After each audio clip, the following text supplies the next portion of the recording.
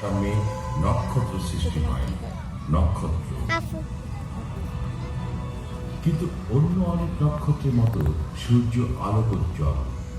ঘূর্ণায়মান প্রবাহ যে বিশাল চৌম্বকীয় ক্ষেত্র তৈরি করে তা এই রেখাগুলো দিয়ে দেখানো হয়েছে। চৌম্বকীয় ক্ষেত্র রেখাগুলো একত্রিত হলে সানস্পট বা সূর্যদাগ সৃষ্টি হয়। কিছু কিছু সূর্যদাগ পৃথিবীর চেয়েও বড়।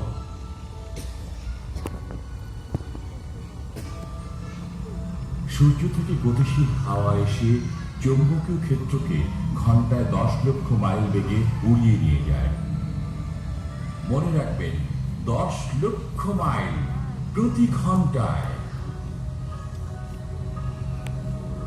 সূর্যের চৌম্বকীয় বিস্ফোরণে প্রচন্ড ঝোড়ো হাওয়া হতে পারে এবং বিপজ্জনক বিকিরণ সৃষ্টি হতে পারে।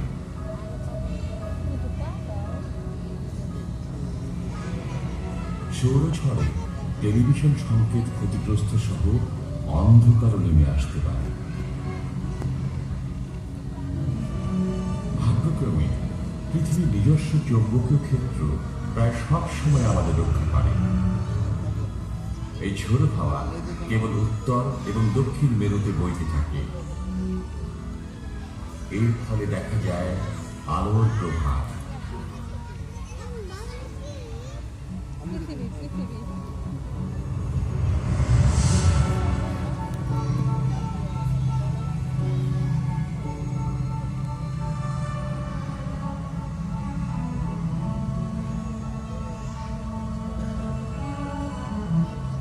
মহাকাশকে আমরা শূন্য ভাবি, কিন্তু এখানে রয়েছে বহুদূর বিস্তৃত সূর্যের প্রভাব।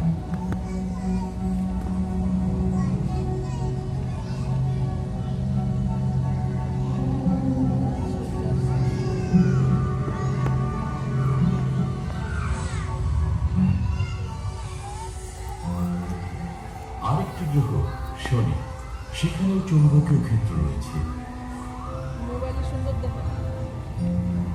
শনি গ্রহে রয়েছে নিজস্ব আলো।